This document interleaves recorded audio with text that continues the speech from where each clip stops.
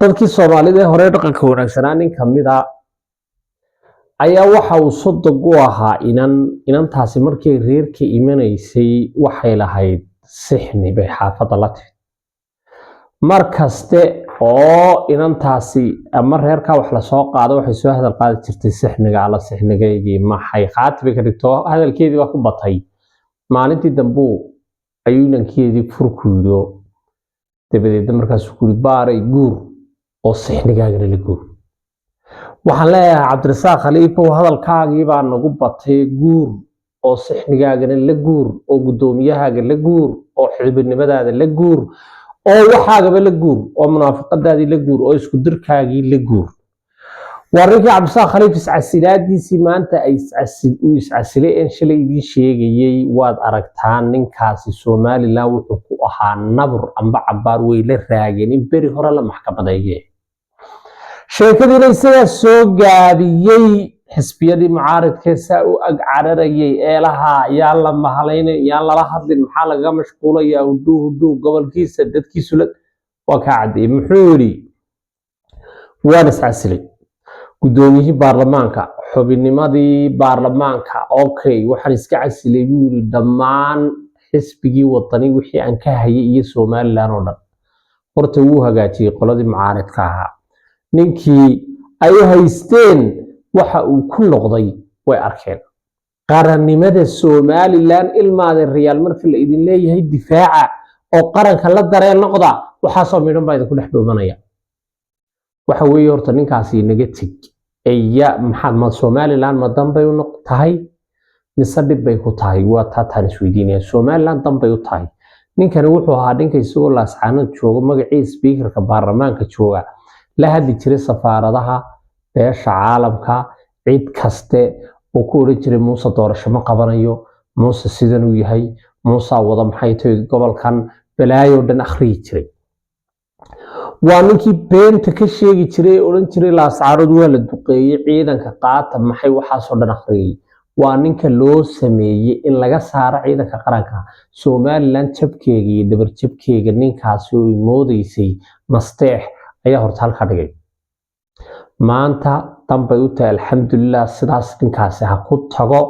Soomaaliland way ka raysanaysaa maantana muxuu ku hadliba waa nin iscasilo iska tagay shaqo ma hayo xayraan weey bila amal weey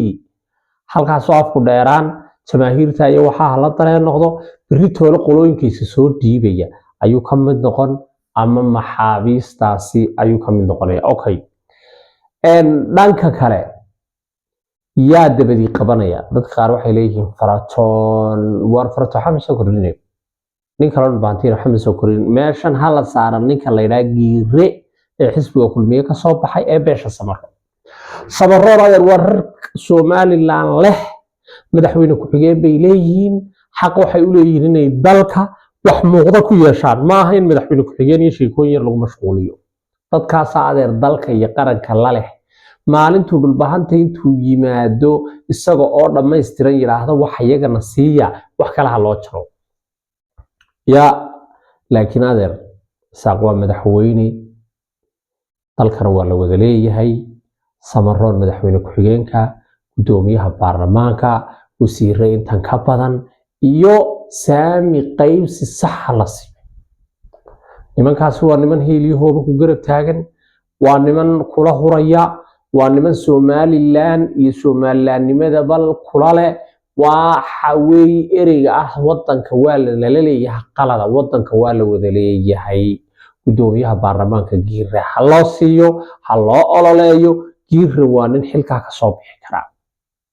nimanka reer awdalna waa niman in xilal intan ka badan ay yeeshaan xaq u leh gudoomiyaha baarlamaanka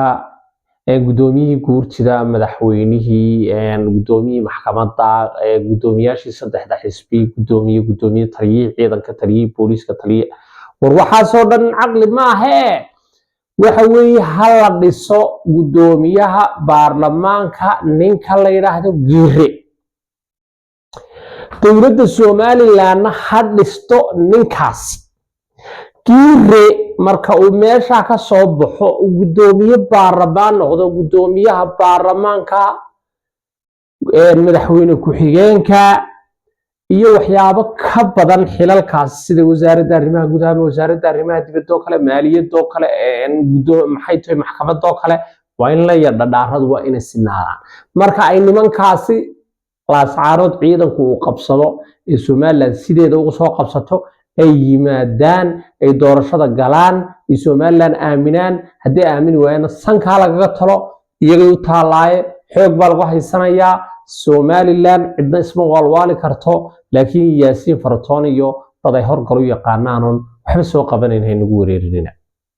giireen u baahanahay jamhuuriyadda Somaliland hala dhiso hala qurux badeejiyo sasabaada iyo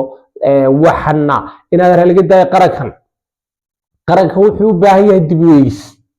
wuxuu u baahan yahay intan in laga sii badiyo qaranku wuxuu u baahan yahay in la wada halaado qaranku wuxuu u baahan yahay saami qayb sax Somaliland marka reer Sheekh Saxaaqow sidan eeg aynu in yar inaguna sharcanaanano laakiin giiri waan rageed waa ninkaas hayay meesha waa ninka qadiyada leh waa reer Somaliland saxda ah si kasta waa loo juqay reerkaasi waa la idin haystaaba lagu yiri maxay baa lagu yiri wax ka saaran waa reer Somaliland baan reer Sheekh Saxaaqow dalka iyo dadka annaga labay ka jecel ka difaac badan jiita ku dhimanaya warniyo marka ninka giira maanta hala dhiso ee reer awdal hadal bagam ayaan u soo jeedinaa inta ila fikirka ana waynu eegi doonaa jamhuuriyadda Somaliland ha noolaato cadawgeedu ha dhaco kilibkana meel fog gaarsiiya ila khaliifiyo wixii la socday iyo daafadiisa wixiisaba hana dhaafaan laascaanoodna xoog baa lagu qabanay Somaliland iyada ka tarinaysa qof kale oo ka tarin kara haba yaraatee ma jirto